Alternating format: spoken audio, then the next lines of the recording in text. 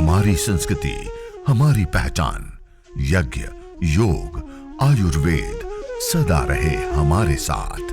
भारत के प्राचीन ग्रंथों एवं आधुनिक विज्ञान का दिव्य संगम, यज्ञ महिमा।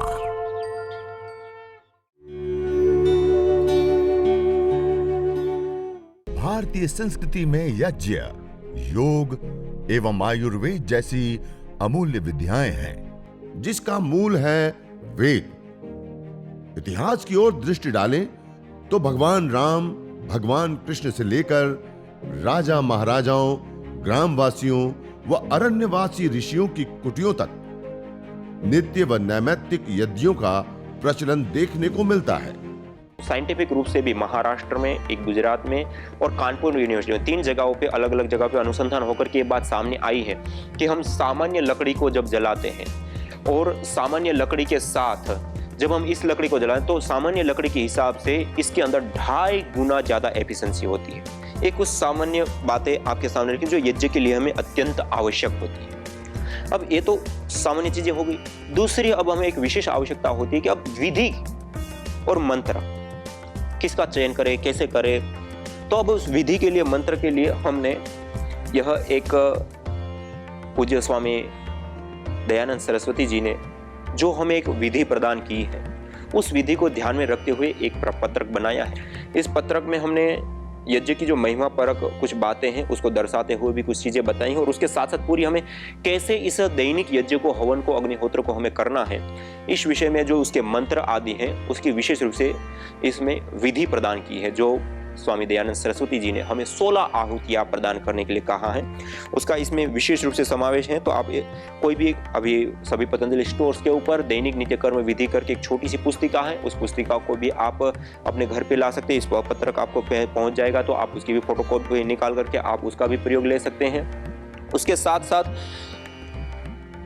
जो विधि है, उस विधि के बारे में बहुत सारी अलग अलग प्रकार की, यदि हम प्राचीन काल से ही देखें तो विधि में सभी जगहों पे हमें अलग अलग विधियां देखने को मिलती है। विशेष रूप से यज्ञ के संबंध में गोपथ ब्राह्मण, जिसे मैंने आते ही पहले कहा यज्ञो वै श्रेष्ठ तमम कर्म, वो यही का सूत्र लेकर के आपके सामने मैंने रखा। गोपथ ब्राह्मण, सतपथ ब्राह्मण, ये सारे गोभिलीय गृह्य सूत्र, ये सारी जो पुस्तकें हैं उसके अंदर भी, जैसे ये गोपथ ब्राह्मण है, उसमें भी विशेष रूप से 15वीं कंडिका में पूरा यज्ञ का, अग्निहोत्र का, दैनिक अग्निहोत्र का विवरण हमें प्राप्त होता है। और उसके अंदर हमें प्रतिदिन दैनिक रूप से प्रजापति और सूर्य, प्रजापति और अग्नि, सुबह और सायंकाल, इस प्रकार से 2-2 आहुतियां प्रदान करके हमें अवश्यम भावी अनिवार्य रूप से यज्ञ करना चाहिए।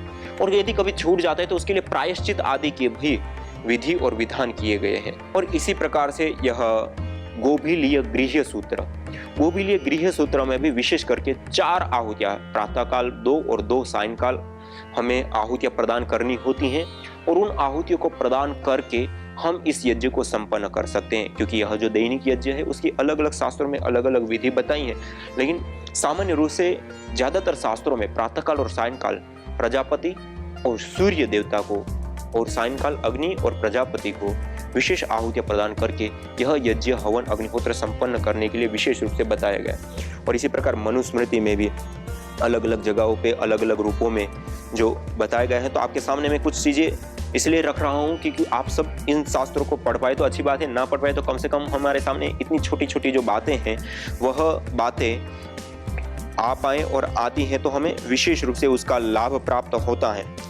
तो यहाँ पर भी विशेष रूप से मनुस्मृति में पंच महायज्ञ विषयक जो पूरा प्रकरण दिया है 3य अध्याय में, वहाँ पर भी पंच सुना आदि करके अलग अलग मंत्रों के माध्यम से, श्लोकों के माध्यम से, और देवता, अतिथि, भृत्य आदि जो पंच महायज्ञ मानी, जो देव यज्ञ, ब्रह्म यज्ञ, अतिथि यज्ञ आदि पंच महायज्ञों का वर्णन किया है। अन्य ग्रंथों में भी स्वामी दयानंद सरस्वती जी ने भी पंच महायज्ञ विधि से लेकर के जो अलग अलग विधि प्रदान की है, वहां पर भी हमें इस विधि को लेकर के कई सारी अलग अलग पद्धतियां देखने को मिलती है। ये स्वामी दयानंद सरस्वती जी द्वारा प्रदत्त यह 4 ग्रंथ जो अमूल्य है हम सब लोगों के लिए, एक तो है पंच महायज्ञ विधि।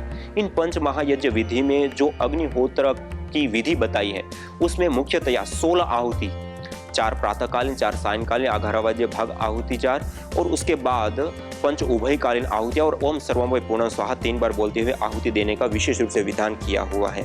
तो इन 16 आहुतियों को इसी प्रकार से जब हम संस्कार विधि को देखते हैं तो संस्कार विधि में और थोड़ा सा अलग वर्णन मिलता है। उसमें आपो ज्योति रसोमृतम ब्रह्म भूर्भुवः स्वरों स्वाहा से आगे और 3 मंत्र या मेधाम, विश्वानिदेव, अग्निनय, इन 3 को और शामिल करते हुए और ओम सर्वम वै पूर्णम स्वाहा को अलग करते हुए 16 आहुतियों का वर्णन किया हुआ है। इसी प्रकार हम सत्यार्थ प्रकाश में देखें तो सत्यार्थ प्रकाश में भी विशेष करके तीसरे समूल्लास के अंदर यज्ञ की विधि के बारे में वहां पे बताया गया है और यहाँ पर विशेष करके 5 मंत्र दिए गए हैं जो हमें उभयकालीन यज्ञों को करने के लिए कहा है। ओम भूरग्नये प्राणाय स्वाहा, भूर्वायवे अपानाय स्वाहा, स्वरादित्याय व्यानय स्वाहा, भूर्भुवः स्वर अग्निव्यायवादित्येभ्यः प्राणापान व्यानेभ्यः स्वाहा।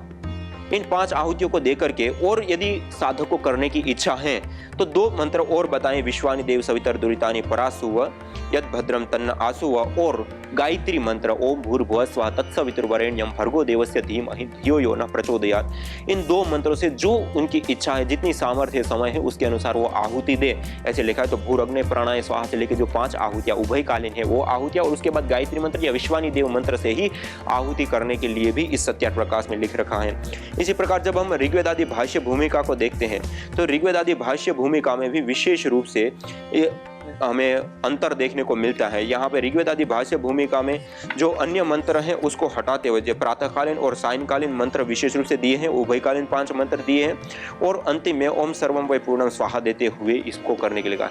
मानी स्वामी दयानंद सरस्वती जी ने भी जो यज्ञ की पद्धति प्रक्रिया हमें बताई है उसमें भी हर शास्त्र में उन्होंने अलग अलग रूप में बताने का प्रयास किया है, क्योंकि किसी की सामर्थ्य कुछ है, किसी की सामर्थ्य कुछ है, हर परिवार कोई अमीर है, कोई गरीब है, कोई किसी भी स्थिति में है, लेकिन यज्ञ अनिवार्य रूप से बताया गया है और बिना यजन के भोजन करना पाप माना गया। बिना यजन के अन्न नहीं खा रहा है वो व्यक्ति मल खा रहा है, ऐसे कठोर शब्दों में कहा गया है। तो हमारे जो शास्त्र की विधि है उसमें प्राचीन शास्त्रों में भी हमें विधि में परिवर्तन देखने को मिलता है, मानी डिफरेंट देखने को मिलता है। और स्वामी दयानंद सरस्वती जी ने भी जो हमें विधि बताई है, तो 4 उनके शास्त्र हैं, तो चारों में भी हमें अलग अलग जगहों पे अलग अलग आहुतियां देखने को मिलती हैं।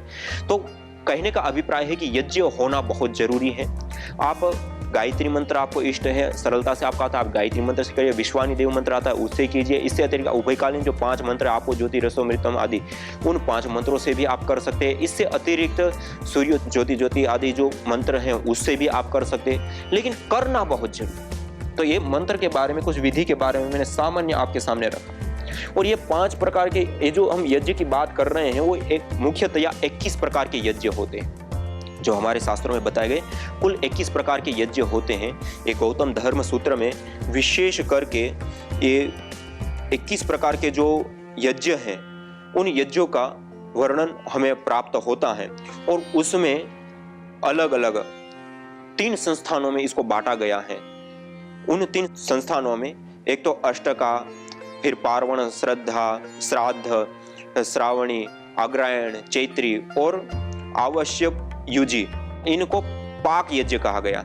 और इसी प्रकार से हवीर यज्ञ भी होते हैं, अग्न्याध्ययन, अग्निहोत्र, दर्श पौर्णमास, अग्रायण, चातुर्मास, निरूढ़ पशुबंध और सोत्रामणि, यह 7 हवीर यज्ञ होता है। और इसी प्रकार अग्निष्टोम, अति अग्निष्टोम, उक्थय, षोडशी, वाजपेयी और इतिराय और आप्तोर्याम, यह विशेष रूप से और 7 मानी 7 तेरी 21 प्रकार के यज्ञ मुख्यतया बताए गए। अब यज्ञ को, हवन को प्रारंभ करते हैं, अग्निहोत्र को करते हैं। यज्ञ को करने के लिए सबसे पहले मैंने कुछ चीजें महत्वपूर्ण आपको बता दी।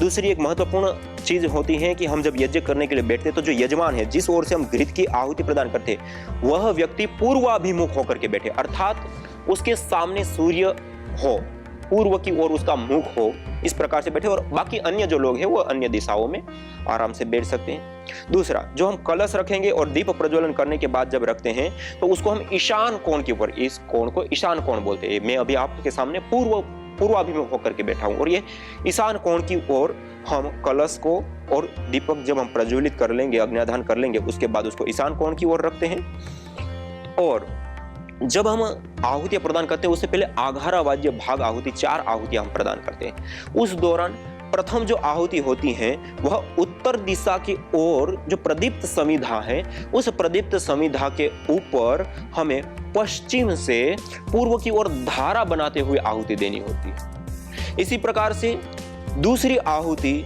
जो दक्षिण दिशा की ओर प्रदीप्त समिधा है, उसके ऊपर पश्चिम से पूर्व की ओर धारा बनाते हुए आहुति दे, और उसके बाद की 2 आहुति है उसको वेदी के मध्य में हम आहुति करते हैं। इस प्रकार से हम यह 4 आहुतियां विशेष रूप से दी जाती है, और बाकी आहुतियों में हम इसमें अलग अलग जगहों पे अलग अलग आहुतियां देते हुए अग्नि अच्छे से कैसे प्रदीप्त रहे, कैसे अच्छे से सामग्री आदि डाली जाती है, वो कैसे जले, उन चीजों को ध्यान में रखते हुए हमें करना होता है। दूसरा, जब हम सामग्री की आहुति देते हैं तब सामग्री की आहुति देते समय भी हमारा जो हाथ है, एक तो होता है कि हम ऐसे ही 5 उंगलियों से पकड़ करके ऐसे आहुति दे, दूसरा है कि हम इन 3 उंगलियों मध्यमा, अनामिका और अंगुष्ठ, इन 3 उंगलियों के माध्यम से हम इस प्रकार से विशेष रूप से उस सामग्री को हाथ में लें, और जब स्वाहा हम बोलते हैं तो इस प्रकार से समर्पण मुद्रा में ऐसे डालते हैं, इस प्रकार से ऐसे समर्पण मुद्रा में।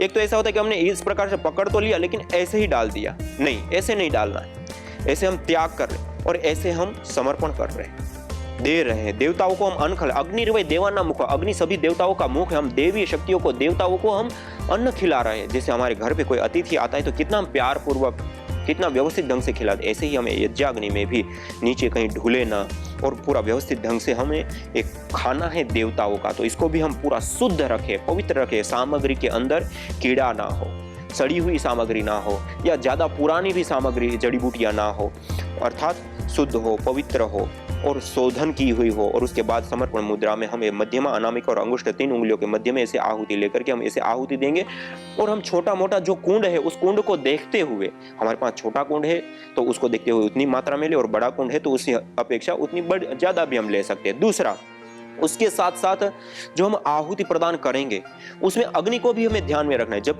मंद अग्नि है तो कम मात्रा में दे, जब अच्छे से अग्नि है तब उस अपेक्षा में दे, ऐसे ना दे कि जिससे अग्नि दब जाए। तो इस प्रकार से हमें सामग्री की आहुति देनी होती है। तो ये कुछ सामान्य चीजें जो छोटी छोटी हैं वो मैंने आपके सामने रखने का प्रयास किया।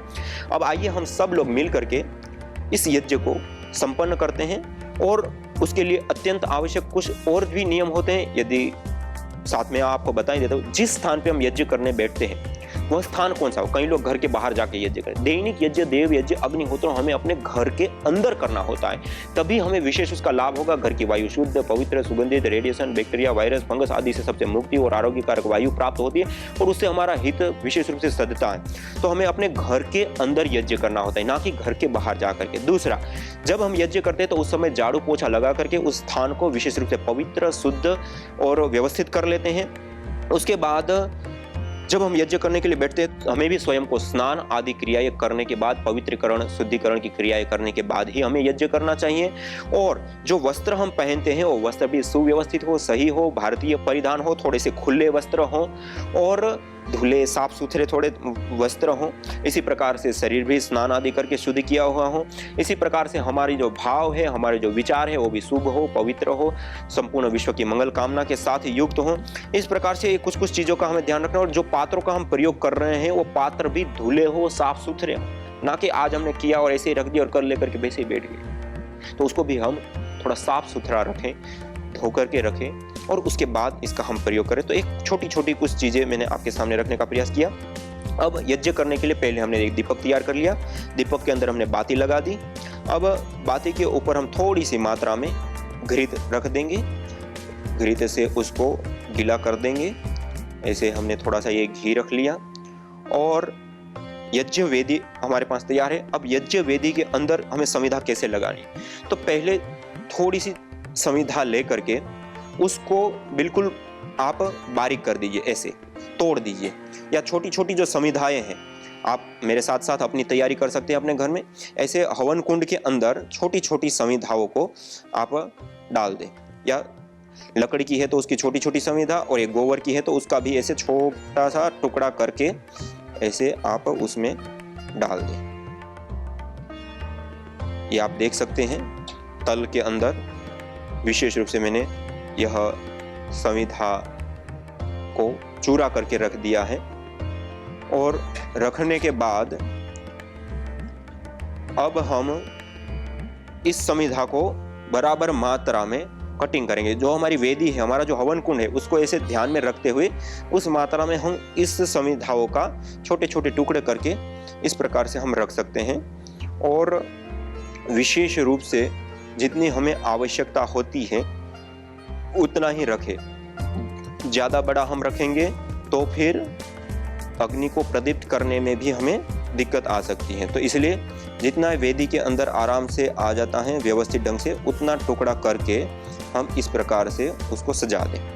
पहली ऐसे हमने 2 खड़ी समिधाएं रखी, उसके बाद 2 समिधाओं को हम ऐसे आड़ा रख देंगे। इस प्रकार से जब हम समिधा रखते हैं तो हवा का प्रवेश अच्छे से मिलता है और हवा के प्रवेश के कारण वह विशेष रूप से प्रदीप्त हो जाती हैं।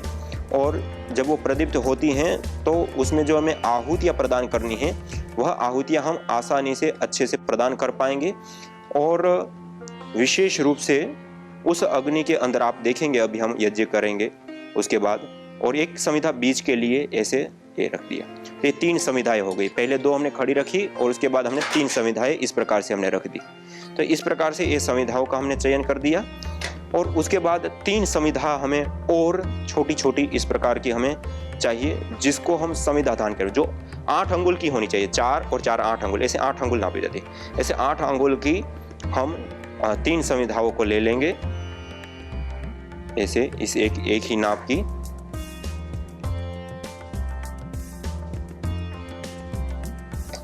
ऐसे ये हमारे पास 3 समिधा। इसी प्रकार आप आम, पीपल, बरगद, गूलर से लेकर के पलाश से लेकर के अलग अलग समिधाओं का भी प्रयोग ले सकते हैं। आज हम सब लोग मिल करके जो यज्ञ कर रहे हैं, अभी हम यह काव डंग स्टिक, गाय के गोबर की जो समिधाएं हैं उसका प्रयोग करते हुए हम करेंगे। तो ये हमने काट करके कंप्लीट कर ली। अब जिन 3 समिधाओं का हमें आदान करना है उसको हमने सामग्री की प्लेट में थोड़ा सा साइड में हमने रख लिया। इससे अतिरिक्त जो बीच वाली समिधा है उसको हमने ले लिया। अब आप पहली बार मेरे साथ कर रहे हैं तो आप पहले, आपके पास रुई रखी होंगी, थोड़ी सी आप रुई ले लीजिए। उस रुई की बाती को या रुई को थोड़ा सा आप तोड़ दीजिए और उसको वेदी के मध्य में, नीचे बीच में जो हमने छोटी छोटी समिधाएं या फिर टुकड़े रखे थे उसके ऊपर रख दीजिए। अब गाय का घी लीजिए और गाय के घी को उसके ऊपर डाल दीजिए, उस बाती को पूरा गीला कर दीजिए। और उसके साथ साथ जो छोटी छोटी हमने समिधाएं नीचे रखी हैं, लकड़ी रखी हैं या गाय की स्टिक है तो उसको जो हमने छोटी मार उसके ऊपर थोड़ा सा घी डाल दिया। उसके बावजूद हमने जो साइड में भी जो समिधाएं लगाई हैं उसके ऊपर भी थोड़ा थोड़ा घी आप डाल दीजिए। और उसके ऊपर भी घी डालने के बाद हम जो और समिधा हम 2 रख रहे हैं उसको भी थोड़ा सा आप घी से युक्त कर दिए, क्योंकि पहले ही दिन आप कर रहे हैं तो तुरंत आग पकड़ ले और अच्छे से पकड़ ले तो आपको दिक्कत नहीं होगी, धुआं नहीं होगा और अच्छे से आग प्रदीप हो जाएगी, तो यज्ञ भी अच्छे से संपन्न होते हैं। इसे थोड़ा थोड़ा लगा लीजिए आप सभी लोग ऐसे, जिससे यह अग्नि पकड़ने में फटाफट जल्दी से अग्नि पकड़ लेगा। तो ऐसे ये हमने घृत लगा दिया। तो ऐसे हम घी लगा सकते हैं। और एक जो हमें बीच में समिधा लगानी है उसमें हम थोड़ा सा विशेष रूप से घी लगा दें, क्योंकि वह तुरंत हमें आग की जो लो है, जब हम कपूर देंगे तो उस लो के ऊपर हम इसको रखेंगे तो ये तुरंत आग पकड़ लेगा ऐसे। तो ये हमारे पास अभी तैयार हो गया। अब हम दीप प्रज्वलन करते हुए इस यज्ञ को प्रारंभ करते हैं। तो उससे पहले मंगलाचरण, जब हम यज्ञ प्रारंभ करते हैं, ये हमारी तैयारी हो गई। तैयारी होने के बाद सीधा बैठ करके 3 बार ओम का उच्चारण करेंगे। आइए आप सभी लोग मेरे साथ सीधे बैठते हुए पावन ओंकार का उद्घोष करेंगे।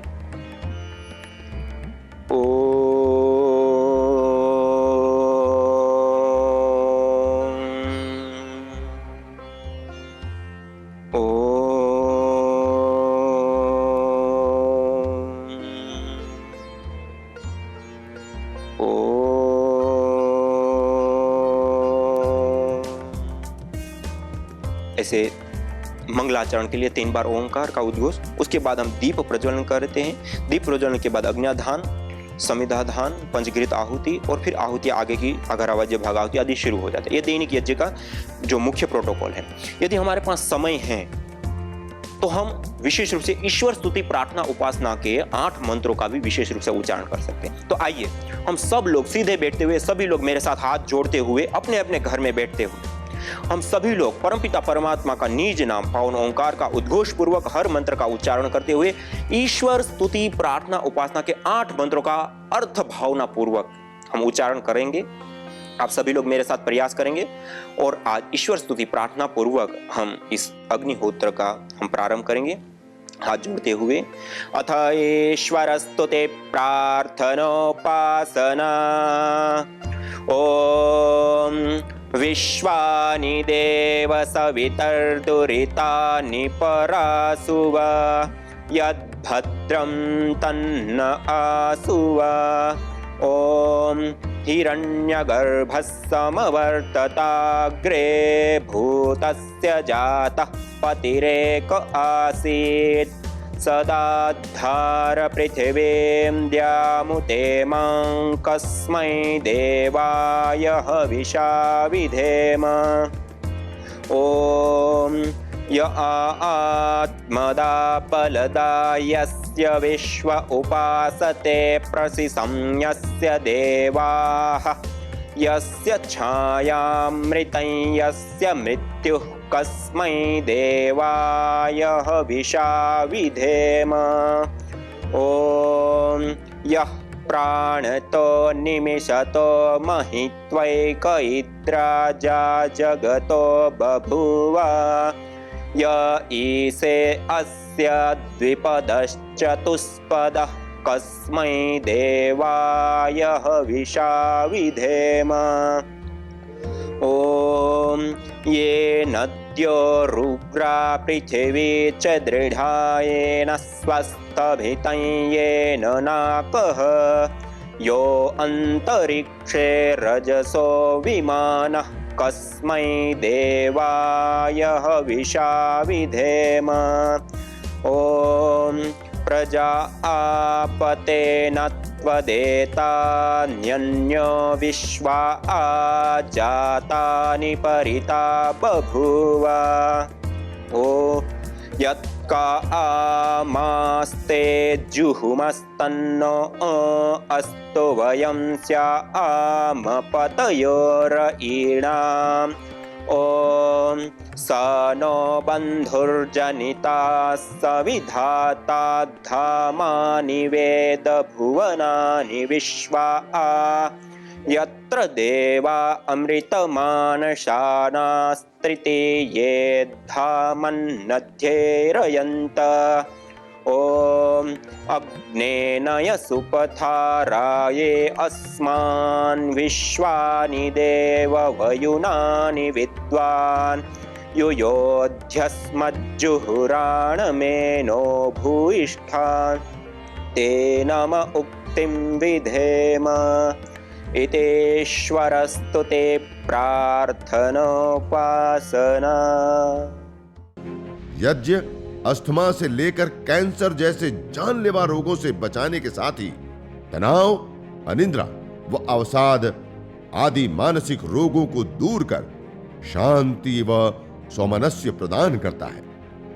यज्ञ से विषैली गैसों में भारी मात्रा में कमी आती है व जानलेवा बैक्टीरिया, वायरस, फंगस आदि नष्ट होते हैं एवं रेडिएशन को भी कम करता है। यज्ञ भूमि की उर्वरा शक्ति एवं फसलों में एक्टिव कंपाउंड को बढ़ाता है तथा रोगों की रोकथाम भी करता है। यज्ञ कृषि से उत्पन्न अन्न, फल आदि उत्तम पोषक तत्वों से युक्त एवं स्वादिष्ट होते हैं। यज्ञ उत्तम वर्षा करने वाला तथा जलाशयों का शोधन करने वाला होता है। यज्ञ जड़ एवं चेतन दोनों में सात्विकता का संचार करता है। यज्ञ जहां भौतिक ऐश्वर्य एवं पुण्यों को प्रदान करता है, वहीं आध्यात्मिक जीवन में मानवीय चेतना का उत्कर्ष करके अतिमानस चेतना की ओर अग्रसर करता है। यज्ञ भारतीय संस्कृति की मुकुट मणि है, प्रतीक है, मूल है।